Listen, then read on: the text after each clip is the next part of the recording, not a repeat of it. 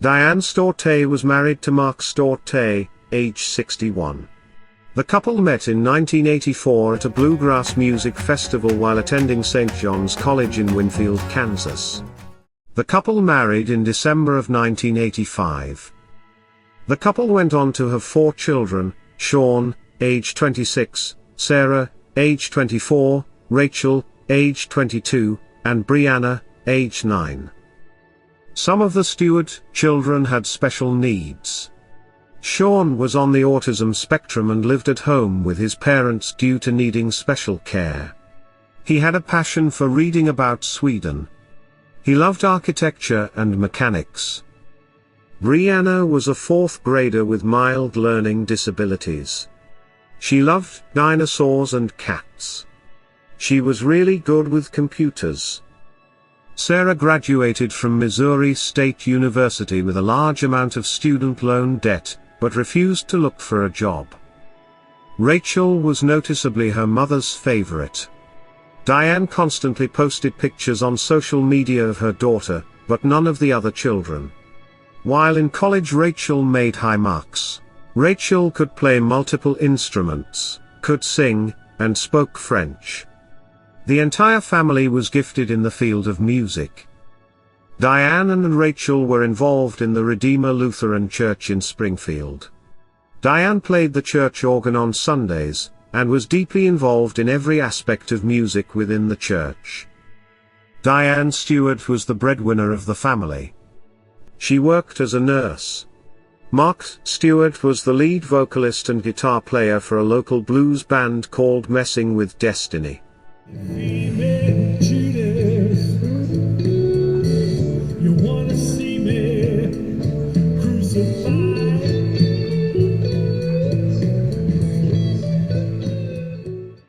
His work brought in very little income.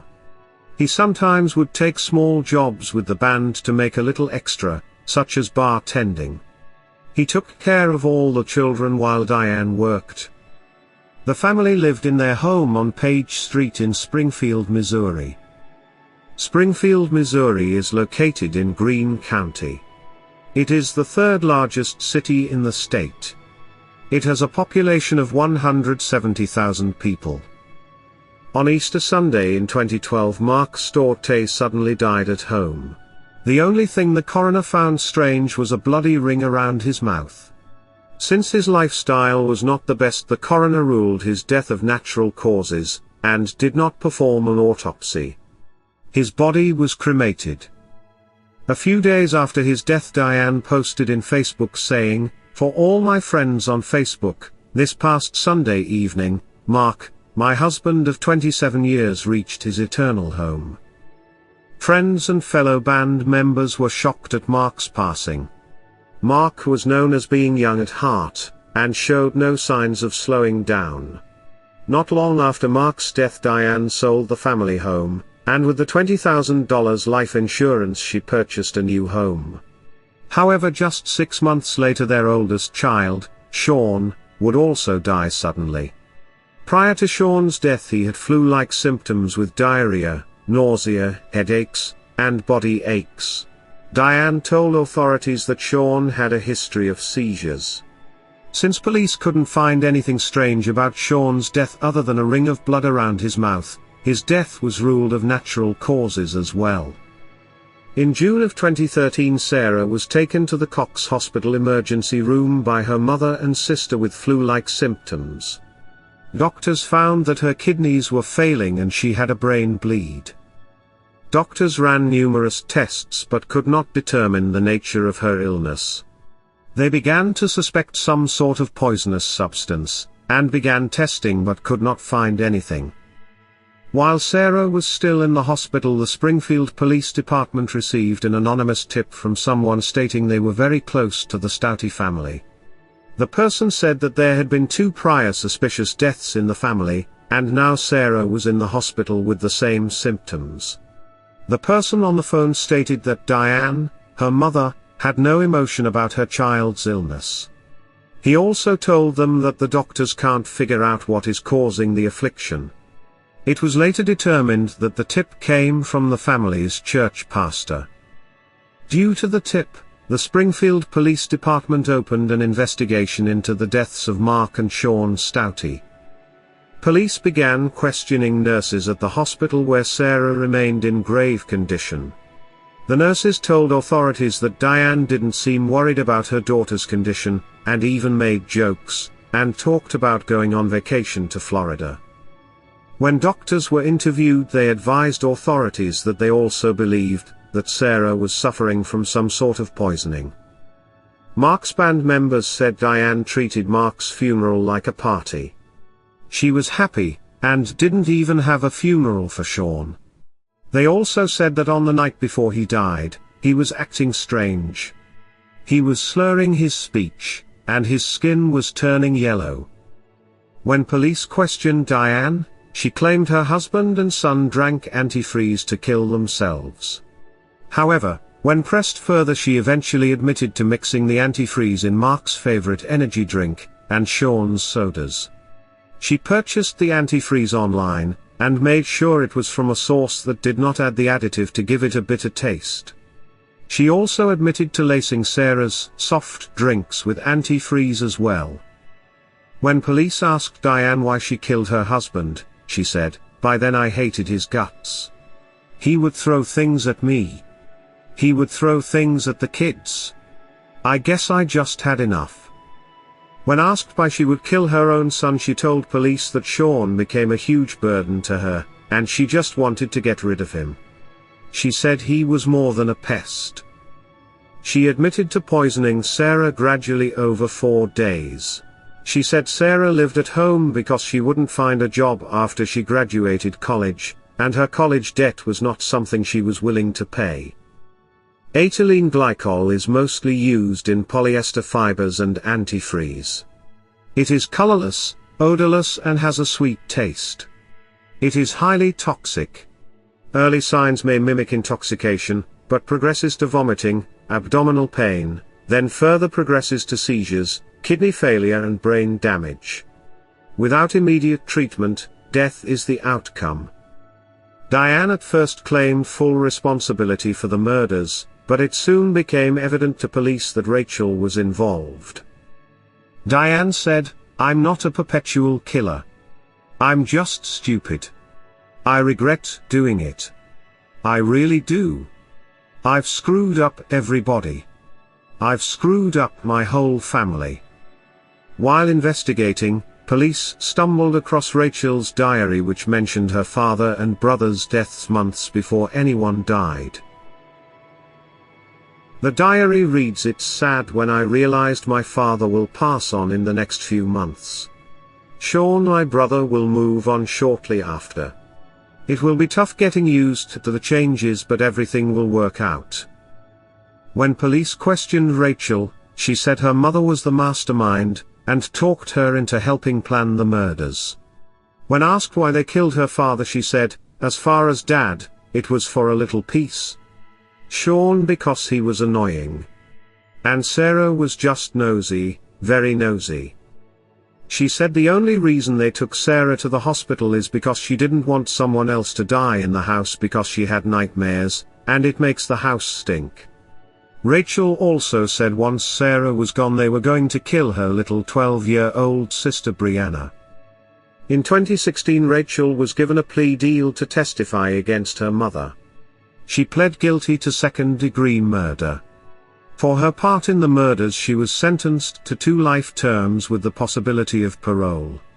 She will be eligible for parole in 42.5 years. Diane Staudte entered an offered plea which acknowledges that the state has enough evidence to convict, but without admitting guilt. She pled to 1 count of first-degree murder, 1 count of second-degree murder, and 1 count of first-degree assault. She was sentenced to life in prison without the possibility of parole.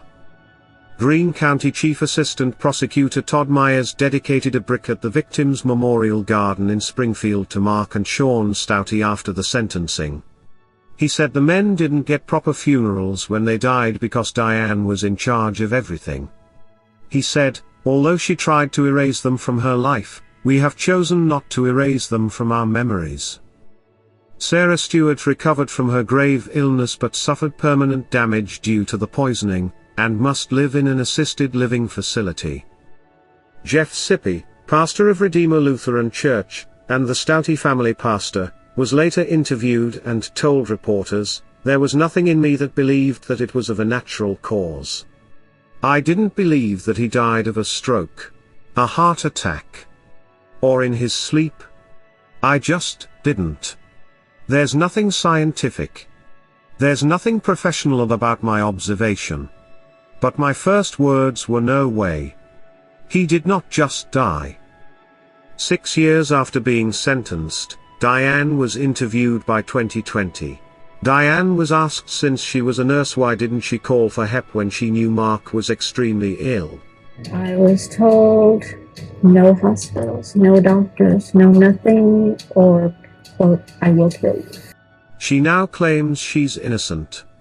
She claims Mark had trouble with hard drugs and alcohol. She told reporters, "Mark was with some people that are very dangerous. People have disappeared. I was told in jail that Mark had been green-lighted. I'm saying somebody probably came in and gave him something." However, prior to the interview, Diane never mentioned Mark using hard drugs nor him being associated with dangerous people. Authorities say there's no evidence to support her claims. During the interview, when asked about Sarah, she said, "I'm sorry for what she went through, but you know I'm sorry for what everybody goes through. I'm sorry for what I've had to go through." Diane claimed she was poisoned too. However, authorities debunked this, stating there was no evidence she was ever sick from poisoning. 12-year-old Brianna's name was changed, and she was placed in foster care. Ironically, Mark wrote and sang a song that was eerily a foreshadowing of what was coming. Let's look at the lyrics. "You're just a female Judas. You want to see me crucified? You're just a female Judas. You wanna see me crucified? Well, you took everything from me, baby. You even took away my pride. Well, your kiss of betrayal, baby, it done did me in. Well, your kiss of betrayal, baby, it done did me in. Well, the way you treat me, mama, it's some kind of cardinal sin. Well, I am so stricken, smitten and afflicted. It makes it hard to cope. Well, now I am so stricken, smitten, and afflicted, it makes it hard to cope. Well, you can come hang yourself, a woman, I'll supply the rope."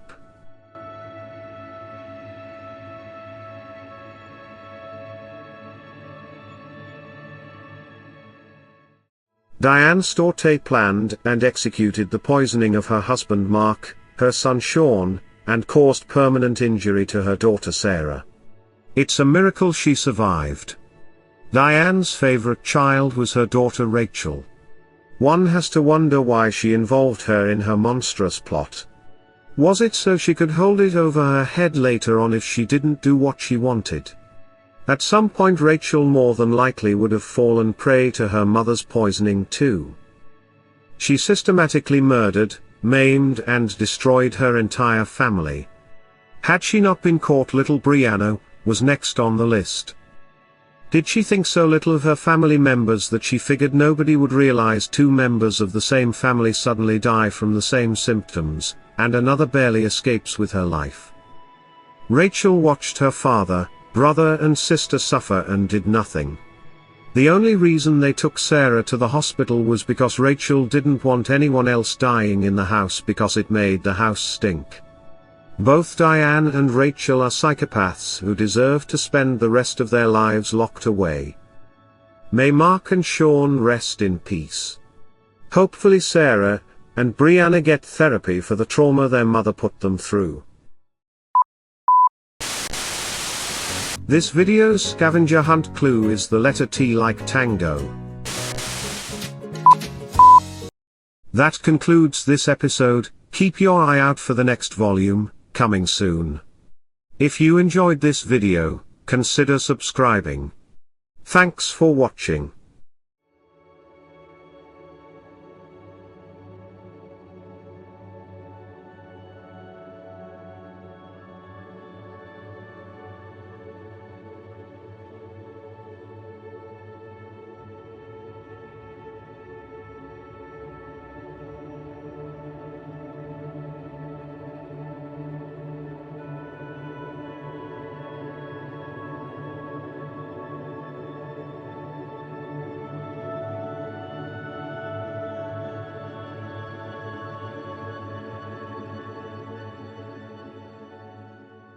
Want to help support the channel you love, and get something in return?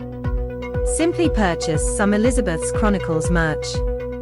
We have coffee mugs, t-shirts, sweatshirts, cozy blankets, beach towels, phone covers and more. Use the coupon code EC10OFF4U and get 10% off your order. The link to order is in the description area below this video. Thanks for helping Elizabeth's Chronicles continue to make the videos you love.